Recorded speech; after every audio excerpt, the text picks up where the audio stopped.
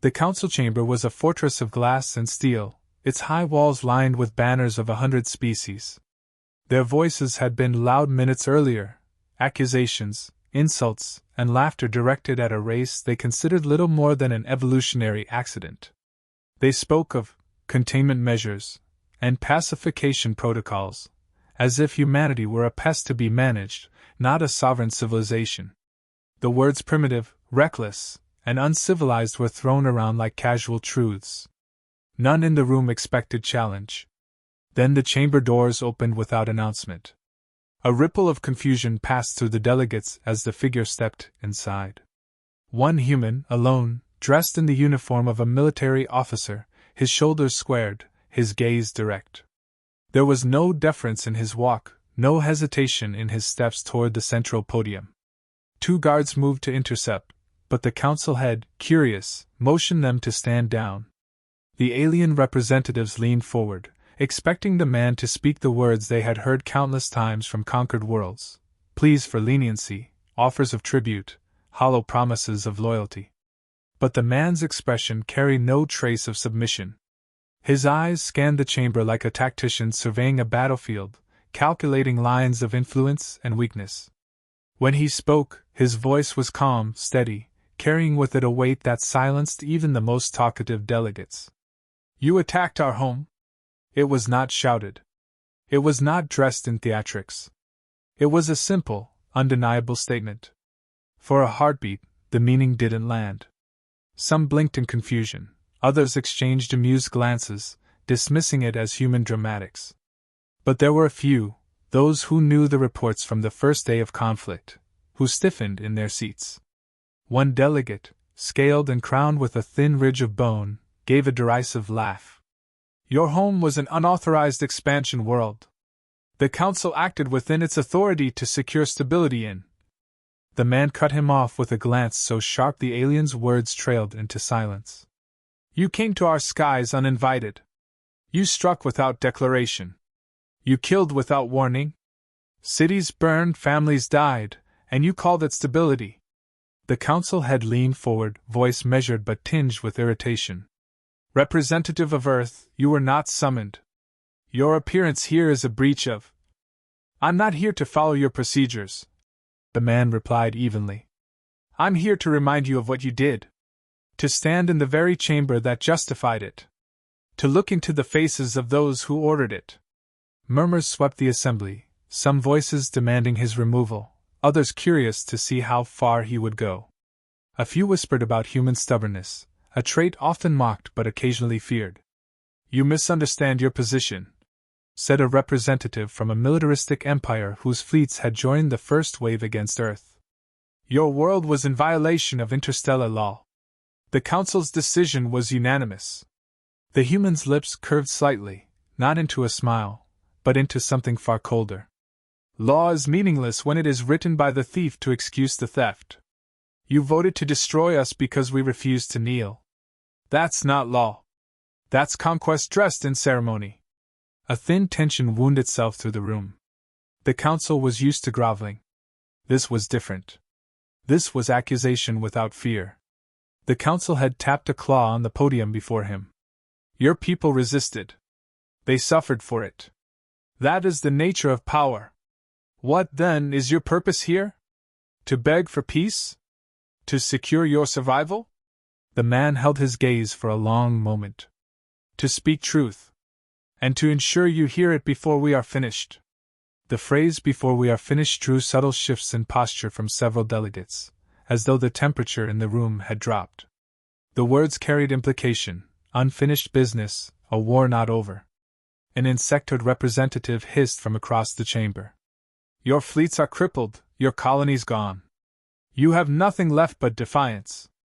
Words will not change your fate." The human took a slow breath, each word deliberate. "We had no fleets when you came. No off-world colonies to lose. You assumed that made us weak. You assumed wrong. We don't measure strength the way you do. We don't wage war the way you expect. You'll learn that, if you haven't already." A silence settled, heavy and thick. The council head, trying to pierce it, leaned back in his chair. And what, General of Earth, do you intend to do about what we did? The man's eyes hardened, voice low but carrying to every corner of the chamber. What we've already begun. The words hung there, defying interruption, weighted with a certainty that made even the most arrogant delegate wonder, for the first time, whether the humans had been underestimated. Years before the chamber confrontation, Earth had been a world largely ignored by the greater galaxy. Its people were busy with their own struggles, building cities, advancing technology, exploring their nearby system. There was curiosity about the stars, but no urgent need to stake a claim among them. First contact with the Galactic Council came not with an offer of trade or diplomacy, but with a message broadcast across every frequency: submit to Council authority or face enforcement action. The message was delivered in the language of law, citing regulations humanity had never agreed to, treaties they had never signed. It was backed by the shadow of an armada, hundreds of alien vessels translating into orbit within hours. The Council claimed it was a stabilization mission, necessary to bring order to a lawless and uncontrolled sector. To the people of Earth, it was a demand for surrender. Leaders debated, but the ultimatum was too stark to ignore. Accept meant becoming another vassal, taxed, controlled, stripped of autonomy. Refuse meant war. Earth's answer came in the form of silence. There was no transmission of acceptance, no lowering of defenses. The Council's patience lasted less than a day. The first strikes came without warning.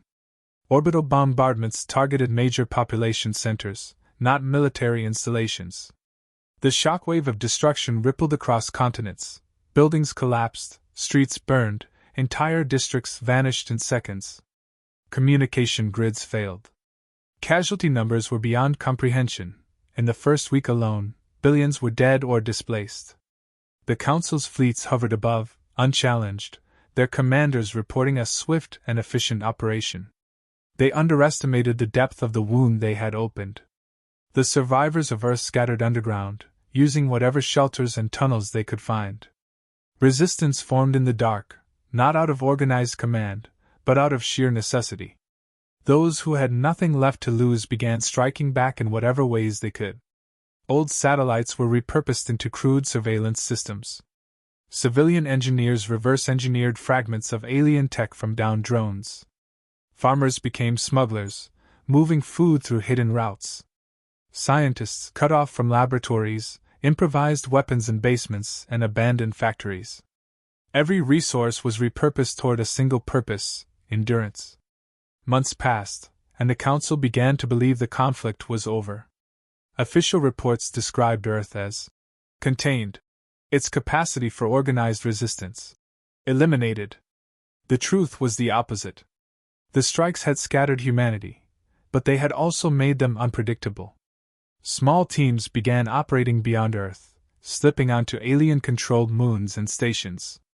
The first retaliatory act was the destruction of an unmanned supply depot on the edge of Council territory. Official channels called it an accident. Then came the sabotage of a communications hub, blamed on system failure. But the incidents increased in frequency and precision. Cargo ships vanished from known routes. Patrol vessels reported entire convoys gone silent without distress calls. Within human enclaves, knowledge grew rapidly.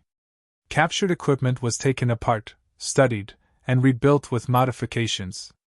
Alien weapons were redesigned to suit human hands. Armor plating, once impenetrable, was mapped for weak points. Training shifted from defense to infiltration. Every successful mission brought back both resources and intelligence. The Council dismissed the early pattern of losses, unwilling to admit that a supposedly broken world could reach into their protected space. They underestimated the adaptability of a species that had learned, through centuries of history, to turn disadvantage into advantage. Where other civilizations followed doctrine, humans improvised. Where others depended on overwhelming force, humans used misdirection and patience. By the second year, whispers began circulating in the outer sectors. Entire colonies were found abandoned, with no signs of struggle, no survivors, and no clear cause. Trade routes that had been safe for decades became uncertain. Merchant guilds complained of losses they could not insure against. Still, the Council avoided linking the growing disruption to Earth. The survivors did not declare themselves. They sent no ultimatums. They offered no warnings. Every move was calculated to remain invisible until the moment it mattered. The Council had brought war to humanity's home, believing it would end there. Humanity had decided it would not. The debt was marked, the time to collect not yet announced, but inevitable. The slow, quiet preparation had already begun, and the ones who had given the order to strike Earth would one day realize the scale of the mistake they had made. The first phase of retaliation was designed to be invisible. No declarations, no grand battles, only the slow dismantling of an enemy's foundations. Human operatives moved through space disguised as merchants, technicians, or migrants, slipping past inspection points the Council believed impenetrable. Every border was a test, every successful crossing a lesson in exploiting weaknesses. Supply lines became the first targets. Freighters carrying food, fuel, and ammunition vanished without sending a single distress call. Some were intercepted in deep space, their crews neutralized swiftly and without broadcasts. Others were found drifting, systems erased, navigation wiped. Every captured vessel was stripped of useful components before being destroyed or left as a warning in an isolated sector. The Council's logistics chain, long considered unshakable, began to fray. Each missing shipment forced longer routes, spreading resources thinner, creating new vulnerabilities. Human agents studied these adjustments, adapting faster than the Council could compensate. What the enemy saw as coincidence was in fact deliberate pattern disruption. At the same time, communication networks became unreliable. Relay stations failed one after another, sometimes from planted sabotage devices, other times through precise, timed overloads in their systems. These outages were scattered across multiple sectors, creating the illusion of unrelated malfunctions. In truth, they were steps in isolating whole regions from centralized command. When a colony could no longer call for help, it became a target. Human strike teams arrived silently, disabling defenses in minutes. Entire populations were relocated or simply vanished, leaving behind empty settlements. To the Council, these losses appeared random. Internally, humanity tracked them as the slow reclamation of stolen territory. Captured Council technology was no longer merely studied, it was improved. Human engineers learned to bypass biometric locks, rewrite security codes, and even disguise ships to pass as friendly vessels until they were within range to strike. Alien weapons were recalibrated for higher output, starship engines tuned for greater acceleration. In the hands of those who had once been the hunted, these tools became instruments of precision destruction. The Council's intelligence networks struggled to identify the source. Initial investigations blamed internal rebellion, piracy, or rival factions. The thought that Earth, bombarded, fragmented, and resource-starved, could be orchestrating attacks across light years was dismissed as impossible. This assumption became their blind spot. Human fleets were not fleets in the traditional sense. They did not gather in massive formations or follow predictable campaigns. Instead, they operated as scattered cells, each with its own objectives but linked through secure, shifting communication protocols that even the Council's best codebreakers could not trace. No two strikes were identical, making pattern recognition nearly impossible. Stations that had stood for decades fell in hours. Mining operations deep in asteroid fields were found abandoned, equipment left running as though the workers had simply walked away. Council patrols responding to distress signals often found nothing but silence, the trail already cold. The psychological toll was mounting. Rumors spread among lower-ranking officers about ghost fleets that could appear anywhere. Over time, humans began targeting not just infrastructure but influence. Trade hubs that served as economic centers were crippled, forcing merchants to seek safer, less profitable routes. Diplomatic envoys vanished during transit, their escorts found destroyed without survivors. Key officials awoke to find that systems they governed had gone completely dark, severed from the grid. Even when the Council attempted countermeasures, humans adapted with unsettling speed. Convoys began traveling with heavier escorts, so infiltration teams began striking the escorts first, forcing the convoys to scatter into more vulnerable formations. Security protocols were updated, so human operatives deliberately leaked false information to trigger overreactions, drawing enemy fleets away from real targets. By the time the Council realized the scale of the damage, 3 sectors were effectively gone. Not just militarily lost, but erased, stations offline, planets abandoned, trade halted, defenses unmanned. No official declaration had been made, but in those regions, the Council no longer ruled. For the first time since the bombardment of Earth, the balance had shifted. Humanity, once cornered and bleeding, had become the predator moving in the shadows. The Council's perception of power was eroding, replaced by something they had never faced before, an enemy they could not see, could not predict, and could no longer control. The chamber was no longer filled with casual mockery. Delegates sat with guarded expressions, their earlier arrogance muted by weeks of unexplainable reports. The human general stood at the center, his presence now more than an unexpected intrusion. It was a confrontation they could no longer dismiss. His uniform bore the insignia of campaigns the Council had tried to erase from record, each mark a quiet testament to battles fought far from their awareness. He began without preamble. On the 24th rotation of your cycle's 3rd quadrant, orbital strikes hit New Geneva, Shanghai, and Dakar within the same hour. Civilian fatalities exceeded 4 million before the second wave began. You called it enforcement. We call it slaughter. His tone was devoid of emotion, but every word landed like a hammer. Several delegates shifted uncomfortably. One attempted to interject, citing Council Regulation 48, but the general spoke over him. The same cycle, your ground forces deployed in violation of your own interstellar conflict protocols. No evacuation corridors. No medical relief. No prisoners. He tapped a device on the podium, projecting records, video feeds, intercepted transmissions, casualty reports. The images were undeniable, stripped of commentary. You told your citizens that Earth was unstable, he continued. That we were a threat to galactic peace. What you failed to mention was that your fleets arrived with mineral extraction vessels in tow. The bombardments began only after you confirmed our resource yields. The implication was clear, and the murmurs that followed were tinged with unease. The Council had tried to regain control of the discussion. These allegations are unfounded. Our records. Your records are falsified.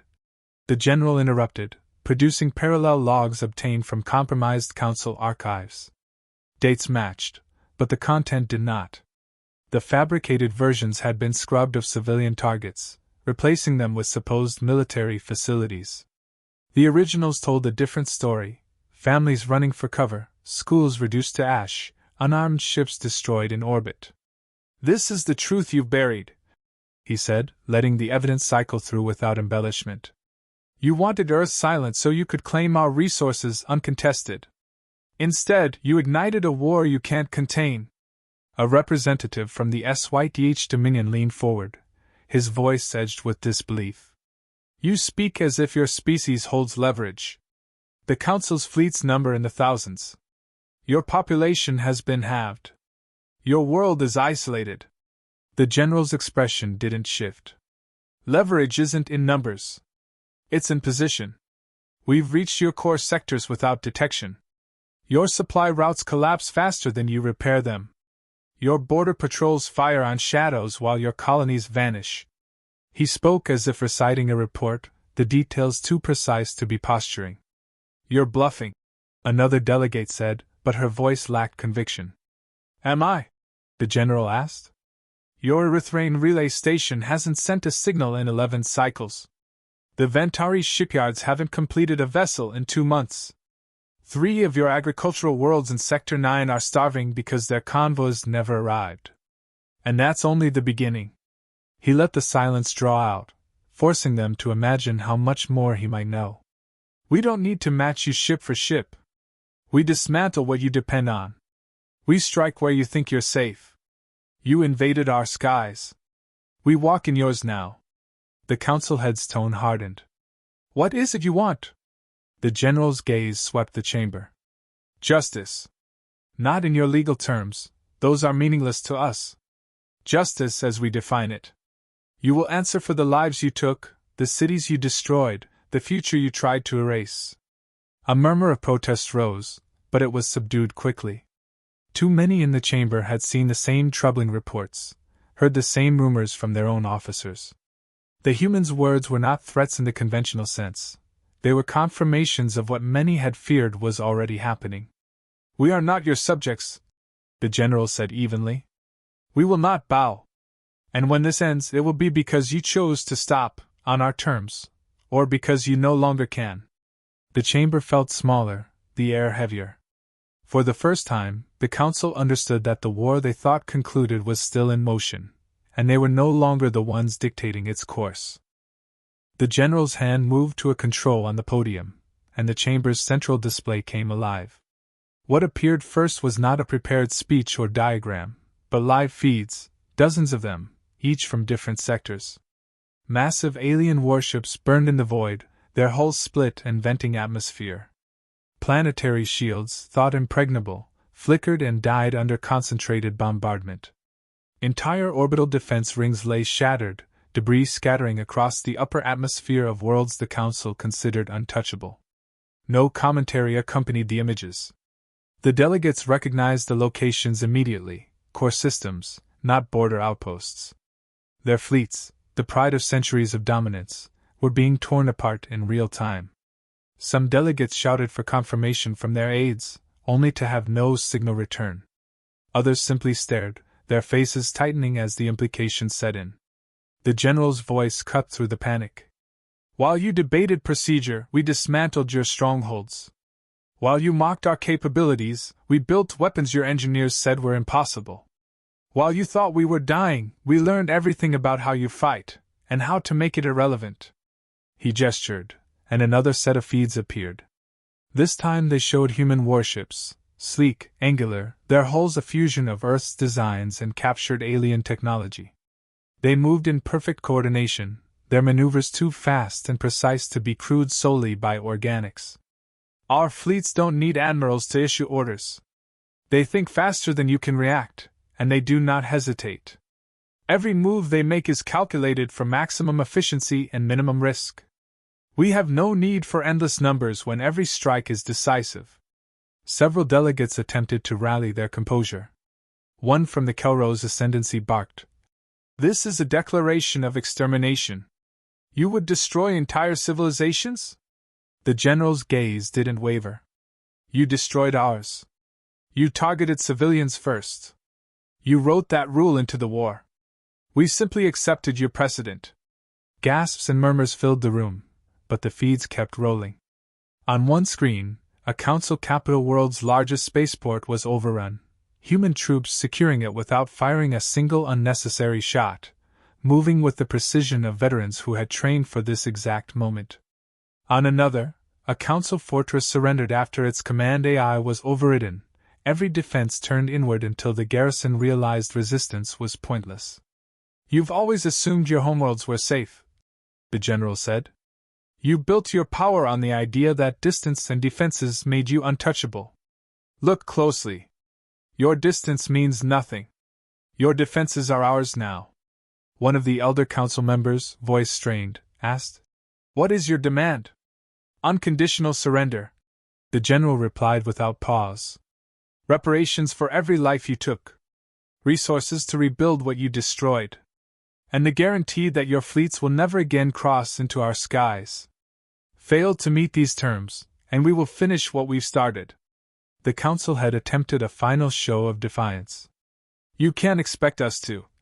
His words froze as a new feed appeared on the display. It was his own home city, its skyline unmistakable, now under human control. Precision strikes had disabled military infrastructure, leaving civilian structures untouched but surrounded by occupied checkpoints. The sight silenced him completely.